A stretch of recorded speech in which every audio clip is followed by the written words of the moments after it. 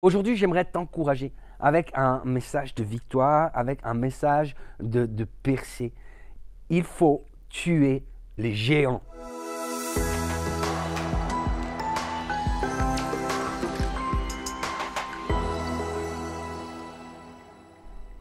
Salut les amis, je suis très heureux de pouvoir vous retrouver. J'imagine que tout comme moi, vous vous êtes déjà retrouvé confronté à ce qu'on appelle des géants. Vous savez, les géants, on pourrait dire que ce sont des principautés, des autorités qui maintiennent une foule, un territoire sous leur autorité et qui exercent un règne de peur, un règne de crainte, un règne de domination. Et leur objectif, c'est véritablement de pouvoir nous empêcher d'entrer dans notre destinée, d'entrer dans ce que Dieu désire nous donner. Et aujourd'hui, j'aimerais t'encourager avec un message de victoire, avec un message de percée. Il faut tuer les géants. Alors c'est vrai que dans la pensée populaire, en fait, quand on parle de géants, tu sais, les gens, ils ont l'impression que ça fait partie des mythes grecs, etc. Mais je crois que la Bible ne nous raconte pas des fables. Et je crois donc que ces personnages ont existé. Alors on ne connaît pas forcément très bien leurs origines. Certains pensent en fait que ce sont que ces géants sont issus en fait de relations sexuelles entre des femmes et des démons. Je vous avoue que c'est assez plutôt voilà, la théorie que je crois, mais en même temps, voilà, c'est pas là-dessus que je vais me battre. Ce qu'il faut comprendre, c'est que c'était des êtres vraiment diaboliques. Et, ils étaient donc physiquement très grands. Et je crois qu'aujourd'hui même, si il n'y a plus physiquement ces géants qui sont là, qui existent, ils sont toujours présents comme étant des entités spirituelles, des forces spirituelles, des autorités sur des territoires, sur des domaines précis. Et en fait, on doit toujours pouvoir les combattre.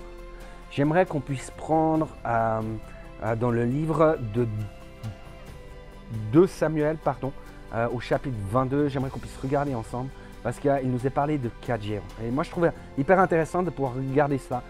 Pourquoi? Parce que ces 4 géants résument à peu près à eux seuls, en fait, le fonctionnement de ces autorités spirituelles. Et voilà, qu'on puisse regarder ça ensemble. Donc, le premier géant dont il nous est parlé dans ce livre de Samuel, je vais lire les versets 15 et 17. 2 Samuel 21, les versets 15 et 17, où il est écrit « Les Philistins firent encore la guerre à Israël. David descendit avec ses serviteurs et ils livrèrent combat contre les Philistins. David eut une défaillance. Et Gypsy Benob, un descendant de Rapha, eut l'idée de le tuer. Il avait une lance en bronze qui pesait plus de 3 kilos et il était muni d'une épée neuve. Abishai, fils de Tserjoa, vint au secours de David et frappa le Philistin à mort. Alors les hommes de David prêtèrent le serment suivant: « Tu ne sortiras plus avec nous pour combattre et ainsi tu ne risqueras pas d'éteindre la lampe d'Israël. » Alors ce premier géant s'appelle Ishbi Benob, un truc comme ça, ça dépend des traductions. En fait, mais son nom signifie celui qui est établi en haut lieu. Et on voit en fait assez facilement ce que fait ce géant. Parce qu'en fait, il va s'attaquer aux autorités qui sont en place. Et surtout, lorsque ces autorités sont en difficulté, qu'elles sont voilà, défaillantes, qu'elles sont affaiblies. Il utilise 2 armes. Et là aussi, c'est intéressant parce qu'il utilise d'abord un javelot, qui est une arme de jet, hein, une arme à distance. On lance le javelot. Et sa pointe en fait, c'est une pointe qui est en bronze et elle fait plus de 3 kilos. En fait, ce qu'on doit comprendre, c'est qu'il est prêt à faire des alliances. Il est prêt à s'unir contre l'autorité. Pas forcément des bonnes alliances. Sa lance, elle n'est pas voilà, dans un métal très solide, c'est du bronze. Elle n'est pas dans un métal pur, un noble, c'est pas de l'or, etc. Mais ça fait le boulot, ça fait le travail. Ça va arriver à son terme s'il réussit son œuvre, s'il réussit à faire ce qu'il veut faire. La deuxième arme qu'il a, c'est l'épée, qui est donc une arme de combat rapprochée. Et évidemment, voilà, on sait que l'épée, notamment pour les chrétiens, elle signifie qu'elle est la parole de Dieu. Alors là, évidemment, ce n'est pas la parole de Dieu, mais il l'utilise la parole. C'est-à-dire qu'avec ses mots, il va tâcher de pouvoir détruire voilà, l'autorité qui est en place. Et puis, c'est intéressant parce qu'il nous est parlé d'une épée neuve. Donc, on doit comprendre là derrière que ces géants, ils veulent toujours faire preuve d'ingéniosité, toujours avoir quelque chose pour faire du mal, pour détruire. Et en fait, c'est Abishai qui va tuer ce géant. Abishai, c'était en fait vraiment un fidèle de David. C'était un de ses plus fidèles amis. C'était un de ses neveux d'ailleurs. C'était un homme de grande loyauté. Et je crois que cela nous explique aussi quelque chose, c'est qu'on doit comprendre le caractère divin de l'autorité. Dans le sens où Paul écrit les autorités qui existent ont été instituées de Dieu. C'est pourquoi celui qui s'oppose à l'autorité résiste à l'ordre que Dieu a établi. Et ceux qui résistent attireront une condamnation sur eux-mêmes. Donc comprenons bien, les amis, je ne suis pas en train voilà, de donner des prétextes à des autorités pour être malveillantes, hein, etc. Mais il y a quelque chose que Dieu honore lorsqu'il y a cette loyauté. Et en fait, ce géant en fait, veut détruire l'autorité. Et vous connaissez certainement tous des territoires, et la Suisse en fait partie par exemple, où la Suisse, dès qu'il y a une tête qui dépasse, tu sais, on la coupe. On ne veut pas que des gens sortent du lot. Et c'est une manière à quelque part que ce géant se comporte. Le second géant qui va être rencontré, il s'appelle Saph. Et en fait, son nom, ça signifie grand. En fait, il y a des géants, c'est déjà grand. Mais il y a Saph, tu sais, il est encore plus grand que tous les autres géants. Et en fait, lui, ce qui caractérise, c'est l'orgueil. Pardon. En fait, c'est hyper intéressant parce que l'orgueil, en fait, c'est quand même ce qui va précipiter Satan dans sa chute. Dieu résiste aux orgueilleux, il fait grâce aux humbles. Et en fait, la stratégie de Saph, c'est toujours de pouvoir nous mettre sur un piédestal. Lui, son but, c'est de pouvoir voilà, nous brosser dans le sens du poil, tu sais, de manière à ce qu'on commence à s'appuyer sur nos propres forces, afin que les victoires qui doivent être attribuées à Dieu, on commence à se les attribuer, qu'on commence à s'appuyer sur nous-mêmes et à prendre la gloire. Et le problème avec cela, en fait, c'est qu'en même temps, lui, tout d'un coup, quand il y a une difficulté qui s'en vient, vu que tout d'un coup, tu sais, tu t'es appuyé sur tes propres forces, en fait, il va te faire croire que cette difficulté-là, elle est encore plus grande. Tu sais, tu as connu des géants, maintenant tu connais Saph, je suis encore plus grand, c'est encore plus compliqué. Et ce qui est intéressant, c'est que Saph, en fait, il va être tué par un gars qui est un total inconnu. C'est un anonyme, on ne sait pas qui c'est, il s'appelle Sibekai, le Hushatite. Voilà, on sait juste une chose, c'est que c'est un capitaine de la garde. Mais c'est impressionnant parce que finalement, ce n'est pas notre notoriété qui fait de nous un ouvrier, un guerrier pour l'éternel. Et c'est véritablement finalement d'être connu de Dieu. Il était quand même capitaine. Tu sais, donc le grade, il l'avait. Ses galons, il les a payés. Tu sais, il n'est peut-être pas populaire, mais il était lui aussi fidèle avec Dieu.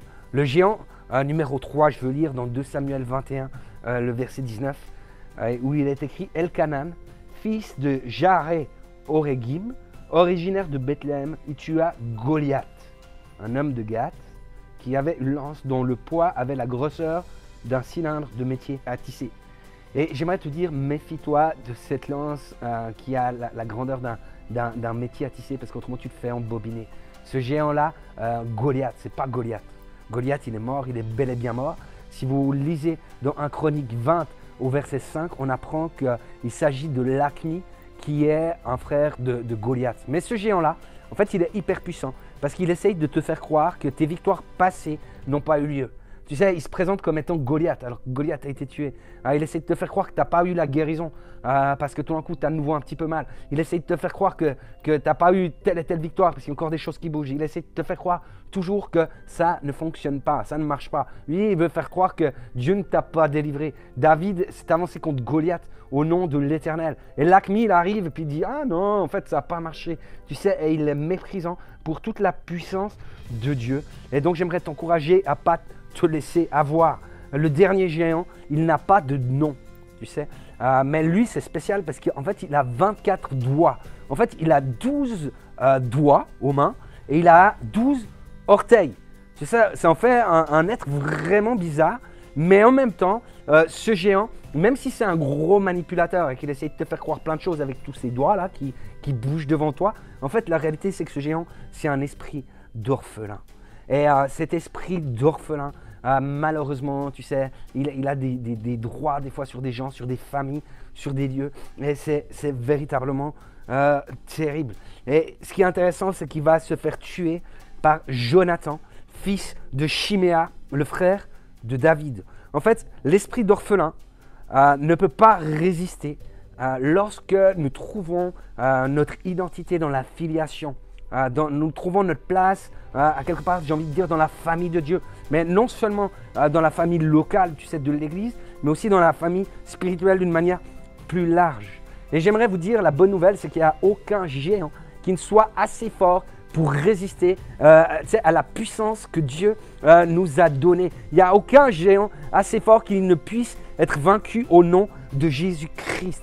Vous savez, il y a quelque part, il n'y a pas d'autre moyen pour se débarrasser de ces géants que de les combattre. Il n'y a pas d'autre moyen que d'aller les affronter et de les tuer. Parce que la Bible dit que tout homme est esclave de ce qui a triomphé de lui. Et le seul moyen de ne pas être esclave de ces géants, c'est de pouvoir triompher d'eux. Et vous savez, le mensonge de l'ennemi, souvent que l'ennemi utilise par rapport à ça, c'est qu'il veut nous faire croire que face aux géants, on doit être tout seul à se battre. Dans 2 Samuel 21-22, il est écrit que ces 4 descendants de Rapha, donc Rapha c'était les Réphaïm, donc ces géants, nés à Gath, succombèrent devant David et ses hommes. En fait, vous savez, dans la même idée, moi j'ai jamais compris quelque chose. Quand vous prenez le combat de David contre Goliath, donc le vrai Goliath, pas son frère, pas l'Acmi. Quand vous prenez ce combat-là, en fait, à un moment, vous voyez dans le texte, il expliquait que l'armée de l'Éternel s'est dressée contre Goliath et l'armée philistine. Et à ce moment-là, Goliath va lancer un défi à Israël. Il va dire que celui un vienne m'affronter, etc. Puis celui qui gagne, en fait, il aura tout le monde en esclavage, etc. C'est vraiment ça. Hein. On ne peut pas triompher de cet ennemi. Autrement, on doit triompher, sinon on devient esclave.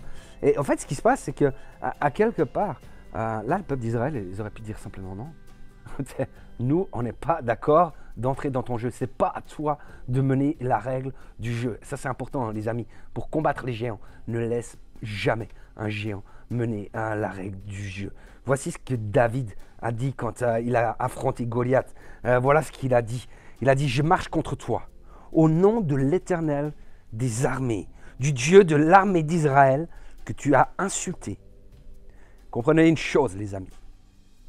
Quand un géant nous insulte, c'est le Dieu d'Israël, c'est notre Dieu, le Dieu de Jésus-Christ qu'il est en train d'insulter. Aujourd'hui, lui dit-il, l'Éternel te livrera entre mes mains.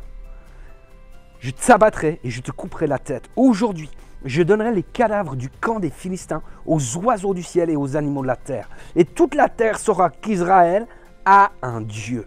Et toute cette multitude saura que ce n'est ni par l'épée, ni par la lance que l'Éternel sauve.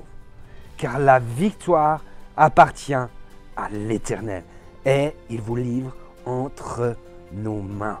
Plusieurs doivent pouvoir aujourd'hui aller combattre leurs géants, aller vraiment leur faire du mal. Tu sais, tu es dangereux parce que tu marches avec l'Éternel, le roi des rois. Tu peux lui dire, écoute géant, moi je sais quelle est mon identité. Je sais qui je suis en Jésus-Christ. Et je sais de qui je porte le nom. Je sais de qui vient ma force. Je sais qui est mon sauveur. Je sais qui est mon salut. Je sais que le diable a été édenté à la croix. Je sais que tu n'as plus la puissance à laquelle tu prétends aujourd'hui. Je sais que tu bluffes. Et je sais que je ne vais pas me laisser abattre. C'est toi qui dois fuir. C'est pas moi. Géant, c'est toi qui dois fuir. Parce que moi, je ne fuirai pas. Parce que moi, j'ai le Saint-Esprit et pas toi. Jésus a déjà eu la victoire et il me l'a donné. Il a déjà signé ton acte de défaite. Recule, va-t'en, ne reviens pas. Ne me regarde même pas. Regarde ailleurs. Regarde ailleurs, géant. Je ne te permets même pas de me regarder. Je ne te permets pas de regarder ma famille. Je ne te permets même pas de regarder un dernier coup d'œil sur le territoire que tu quittes. Tu t'en vas maintenant, dans le précieux nom de Jésus. Je crois, les amis, qu'il est temps de pouvoir libérer la promesse que Dieu a pour toi, des géants qui veulent occuper ta terre. Prends autorité dans le nom de Jésus, avance, parce que c'est comme ça que l'on résiste au diable. C'est comme ça qu'il fuit loin de nous. J'espère que ce message t'a encouragé à pouvoir prendre possession de tout ce que l'Éternel veut te donner aujourd'hui. J'espère que ce message t'a encouragé à pouvoir entrer dans la victoire que Jésus-Christ te donne dès aujourd'hui. Sois abondamment béni. N'hésite pas à commenter cette vidéo, à mettre un pouce aussi si ce message t'a encouragé. Partage-la autour de toi tant que tu veux. Abonne-toi à la chaîne et tu peux activer la petite cloche. Comme ça, tu reçois nos prochaines notifications. Que le Dieu de notre salut soit ta puissance, ta forteresse et ta main droite. Amen.